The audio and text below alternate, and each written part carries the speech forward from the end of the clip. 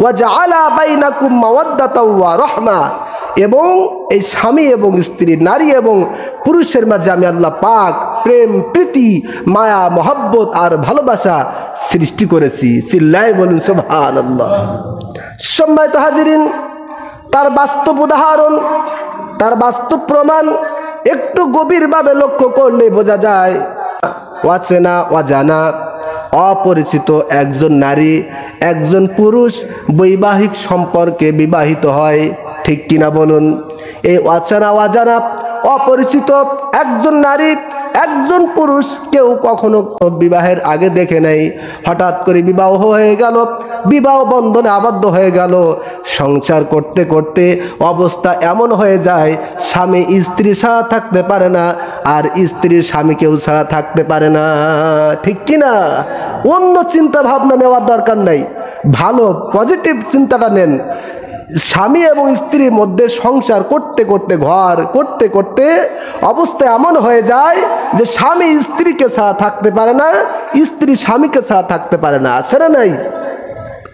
ভাইরা আমার, হয়তো অনেকের মনে ধারণা হতে পারে, এটা মনে হয় যৌবনের তাড়নায়, যৌবন যতদিন ততদিন মনে হয় এই প্রেম, প্রীতি, মহব্বত, ভালোবাসা।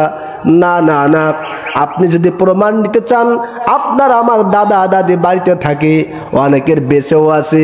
যদি বলেন দাদি যান তো কিছুদিনের জন্য একটু বাপের বাড়ি বেরিয়ে আসেন, দেখবেন দাদিকে একদিনের জন্য বাপের বাড়ি যেতে না যেতেই এদিক থেকে দাদা পাগল হয়ে যায়, ঠিক কিনা?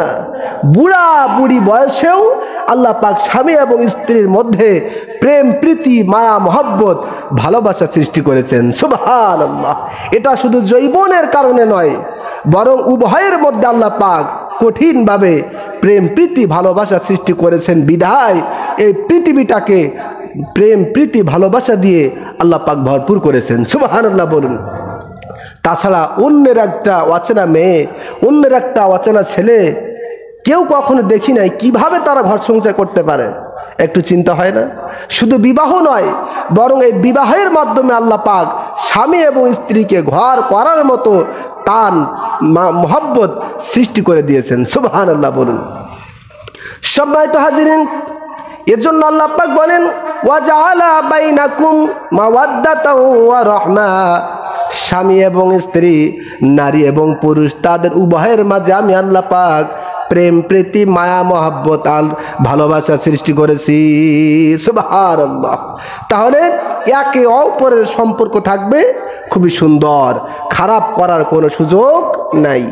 যদি খারাপ হয়ে যায় তাহলে সংসার ভঙ্গ হয়ে যাবে, সংসার ভেঙে যাবে, আর সংসার ভেঙে যাওয়া মানেই দুনিয়াতেই জাহান্নামে বসবাস করা, ঠিক কিনা বলুন? যাদের সংসারে অশান্তি একটু লক্ষ্য করুন, যদি নিকট বন্ধু হয় একটু শুনে দেখবেন যে তার সংসারে কত কষ্ট, কত জ্বালা, কত যন্ত্রণা, ঠিক কিনা বলুন? আর সংসারটা যদি ভালো হয়, সুখময় হয়, তার চেয়ে ভালো শান্তি আর কোথাও নাই। ঘরটা আপনার বেড়ার ঘর হতে পারে, ওই ছিদ্র আপনার চাল হতে পারে, টিনের চাল হতে পারে। স্বামী এবং স্ত্রী উভয়ের মধ্যে যদি শান্তি থাকে, সুখ থাকে, তাহলে আপনার আর পাকা ঘরের বসবাসের প্রয়োজন হবে না। ওই ভাঙ্গা টিনের চালেই একেবারে পরিপূর্ণ শান্তি নিয়ে পরিপূর্ণ জীবন যাপন করে আল্লাহর ডাকে সাড়া দেওয়া সম্ভব, ঠিক কিনা বলুন? সম্মানিত হাজিরিন, স্বামী এবং স্ত্রীর মাঝে আল্লাহ পাক কতিপয় হক নির্ধারণ করেছেন। যেই বিষয়টি আজকের আলোচনা, আল্লাহ রাব্বুল আলামিন বলেন হুন্না লিবাসুল লাকুম ওয়া আনতুম লিবাসুল লাহুন্না। সুবহানাল্লাহ। আল্লাহ পাক বলছেন আয়াতে কারিমার মধ্যে, স্বামী হলো স্ত্রীর পোশাক আর স্ত্রী হলো স্বামীর পোশাক। সুবহানাল্লাহ। এটা আবার কেমন কথা? আল্লাহ পাক কি বললেন? আসলে এই আয়াতে কারিমা আমিও যখন পড়লাম, আমিও যখন গবেষণা করতে লাগলাম, তখন আমিও অবাক হয়ে গেলাম যে আল্লাহ পাক কোন কারণে স্বামী স্ত্রীর পোশাক আর স্ত্রী স্বামীর পোশাক এই কথা ব্যবহার করলেন, কোন কারণে বললেন। তাফসীর পড়তে পড়তে আমি এত সুন্দর একটি ব্যাখ্যা, একটি বিশ্লেষণ পেয়ে গেলাম যে যেটা শুনে আমিও খুশি হয়ে গেলাম, আপনারা শুনলেও ইনশাআল্লাহ খুশি হয়ে যাবেন। সুবহানাল্লাহ। সম্মানিত হাজিরিন, আল্লাহ পাক বলছেন হুন্না লিবাসুল লাকুম ওয়া আনতুম লিবাসুল লাহুন্না। স্বামী হলো স্ত্রীর পোশাক আর স্ত্রী হলো স্বামীর পোশাক। এই আয়াতে কারিমা ব্যাখ্যা লিখতে লিখতে তাফসির কারকগণ তাফসির করেন যে পৃথিবীতে দুনিয়ার মানুষেরা যে পোশাক ব্যবহার করে তার অন্যতম একটি কারণ হলো এই দেহটাকে ঢাকা রাখা, ঠিক কি না? এই দেহটাকে ঢেকে রেখে ভুল ত্রুটি বা দোষ ত্রুটিগুলো ঢেকে রেখে আবদ্ধ রেখে নিজের সৌন্দর্যটাকে প্রকাশ করার একটা অন্যতম কারণ হচ্ছে এই পোশাক, ঠিক কিনা বলুন? আমার গায়ে যদি ঘা হয়, পাতলা হয়, যদি কেটে যায়, তাহলে এই শরীরটা অসুন্দর হয়ে যাবে না? বলেন, এখানে যদি বড় একটা ঘা হয়ে যায় মানুষ দেখলেই খারাপ মনে করবে। আসলে খারাপের বিষয় না, কিন্তু দেখলেই মনটা খারাপ হয়ে যাবে যে এই জায়গাটা এমন হয়ে গেছে, এই জায়গাটা কোদালের কোপ, এরপরে দায়ের কোপ, মানে একটা বিশ্রী মতো দেখাবে।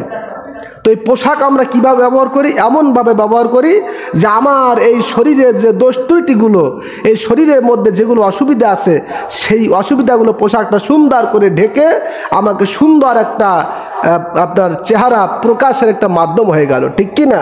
ভিতরে যা আছে আছে, বাইরে থেকে তো আর দেখা যাচ্ছে না, ঠিক না বলেন? সম্মানিত হাজিরিন, স্বামী হচ্ছে স্ত্রীর পোশাক আর স্ত্রী হলো স্বামীর পোশাক। এই আয়াতে কারিমার ব্যাখ্যা করতে করতে তাফসীর কারকগণ লেখেন দুনিয়ার মানুষ যেমন তাদের চেহারাটা, তাদের সৌন্দর্য প্রকাশ করার জন্য পোশাক ব্যবহার করে এবং পোশাকের মাধ্যমে নিজের শরীরের দোষ ত্রুটিগুলো আবদ্ধ হয়ে যায়, ঢেকে যায়, ঠিক অনুরূপভাবে স্বামী এবং স্ত্রী তারা একেবারে এত কাছাকাছি অবস্থান করে যেই কাছাকাছি নিজের মা বাবাও যেতে পারে না, ঠিক না বলেন? মা বাবা তো সবচেয়ে আপন, কিন্তু স্বামী এবং স্ত্রী এত কাছাকাছি অবস্থান করে যে মা বাবাও ওই কাছাকাছি আসতে পারে না, ঠিক কিনা বলুন? মা বাবার প্রসঙ্গ আলাদা আর স্বামী স্ত্রীর প্রসঙ্গ আলাদা। তবে স্বামী এবং স্ত্রী এত কাছাকাছি অবস্থান করে যেই কাছাকাছিটা নিজের মা বাবাও আসতে পারে না, সন্তান সন্ততিও থাকতে পারে না, ঠিক কিনা বলুন? তাফসীর কারকগণ লেখেন, প্রিয় বাবাজিরা আমার, স্বামী এবং স্ত্রী একসাথে বসবাস করতে গেলে, সংসার করতে হলে অনেক ভুল ত্রুটি, অনেক দোষ গুণ আছে না নাই? স্বামী যে ফেরেশতা হয়ে যাবে এমন নয়, আবার স্ত্রী যে ফেরেশতা হয়ে যাবে এমন নয়, বরং সংসার করতে করতে চলতে চলতে হাঁটতে হাঁটতে পরে ভুল হওয়াটা স্বাভাবিক, ঠিক কিনা বলুন? আর এই ভুলটা সকলের চেয়ে নিজের স্ত্রী, নিজের স্বামী আগেই বুঝতে পারে, ঠিক না?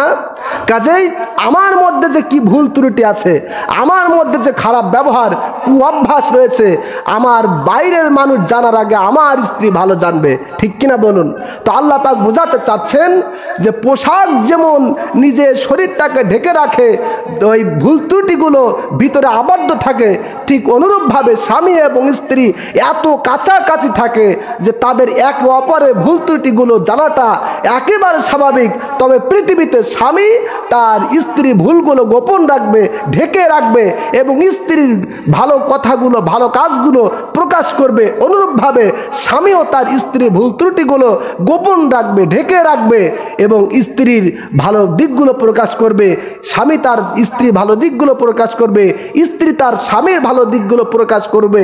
এভাবে একে অপরের ভুল ত্রুটিগুলো ঢেকে রেখে জীবন যাপন করবে। আল্লাহ পাক এজন্য বলেছেন স্বামী হচ্ছে স্ত্রীর পোশাক আর স্ত্রী হচ্ছে স্বামীর পোশাক। বলেন সুবহানাল্লাহ। তাহলে একে অপরের দোষ গুণ বর্ণনা করা যাবে? বলেন, স্বামী স্ত্রী হচ্ছে একেবারে নিকটতম, একেবারে কাছের, ভুল ত্রুটি হতেই পারে। নবীজি বলছেন তোমার স্ত্রী যদি খারাপ আচরণ করে, তুমি যদি রাগান্বিত হয়ে যাও, ওই একটি আচরণ তুমি তাকে মাফ করে দাও, তার অন্য আচরণে তুমি খুশি হয়ে যাও। সুবহানাল্লাহ। নবীজি বলেছেন আলা কুল্লুকুম রাইন ওয়া কুল্লুকুম মাসউলুন, প্রত্যেক ব্যক্তি কিন্তু আমার উম্মতেরা, ভালো করে শোনো আমার উম্মতেরা, প্রত্যেক প্রত্যেক ব্যক্তি কিন্তু রাখালের ন্যায় দায়িত্বশীল। কিয়ামতের ময়দানে আল্লাহ তাআলার কাছে কিন্তু হিসাব দিতে হবে। ইমামকে হিসাব দিতে হবে মুসল্লিদের ব্যাপারে, নেতাকে হিসাব দিতে হবে তার অনুসারীদের ব্যাপারে, স্বামীকে হিসাব দিতে হবে তার স্ত্রীর ব্যাপারে। হক আদায় হয়েছে কি হয় নাই? সম্মানিত হাজরিন, এর জন্য উভয় পক্ষে অগণিত অসংখ্য হক আল্লাহ পাক নির্ধারণ করেছেন। স্বামীর ওপর স্ত্রীর বহু হক রয়েছে, যেমন দেনমোহর আদায় করা। কি মোহর? দেনমোহর। স্ত্রীর সাথে ভালো ব্যবহার করা, স্ত্রীর সাথে ভালো আচরণ করা। খুঁটিনাটি কিছু হলেই স্ত্রীকে মারধর করা যাবে না। নবীজি বলছেন স্ত্রীর চেহারার ওপর আঘাত করা যাবে না, তাকে গালিগালাজ করা যাবে না, বাড়ি থেকে বাহির করে দেওয়া যাবে না। রাসূলুল্লাহ নিষেধ করেছেন। সুবহানাল্লাহ। আর আমরা করি এর সবটাই বিপরীত। আমাদেরকে বুঝতে হবে, জানতে হবে। তার কারণ সংসারের মধ্যে যদি একবার অশান্তি হয়ে যায়, ওই সংসার, ভাঙ্গা সংসার জড়া লাগাতে আবার অনেক কষ্ট হয়, অনেক খেসারত গুনতে হয়। ঠিক কি না? নবীজি বলছেন আল্লাহ পাক স্ত্রীদেরকে, নারীদেরকে এই পুরুষের বাম পাঁজরের হাড্ডি থেকে সৃষ্টি করেছেন। আর এই বাম পাঁজরের হাড্ডিটা একটু বাঁকা হয়ে থাকে। ঠিক না বলেন? এই হাড় কি সোজা না বাঁকা? বাঁকা হয়। নবীজি বলছেন এই বাঁকা হাড়টাকে তোমরা যদি টান দিয়ে যদি সোজা করতে চাও, ওটা কিন্তু সোজা হবে না। ওই হাড় কিন্তু গার্ডার নয়, লাভার নয়, বরং ওটা টাচ করে ভেঙে যাবে। ঠিক কিনা বলুন? কাজে নবীজি বলছেন এই বাঁকা হাড়কে তোমরা সোজা করতে যেও না, বরং সেটা তোমরা সেভাবেই রাখো, তোমাদের সংসার সুন্দর হবে। সুবহানাল্লাহ। স্ত্রীরা একটু বাঁকা টাইপেরই হবে, তবে আপনাকে আমাকে অত্যন্ত বুদ্ধিমত্তার সাথে কাজ করতে হবে, সংসার করতে হবে। সম্মানিত হাজিরিন, আল্লাহ রাব্বুল আলামিন যেন আমাদের সকলকে, যারা বিবাহিত তাদের সকলকে আল্লাহ পাক যেন স্বামী এবং স্ত্রীর হক পরিপূর্ণভাবে আদায় করার তৌফিক দান করেন। বলেন আল্লাহুম্মা আমিন। আমিন। ওয়া আখিরু দাওয়ানা আনিল হামদুলিল্লাহি রাব্বিল আলামিন।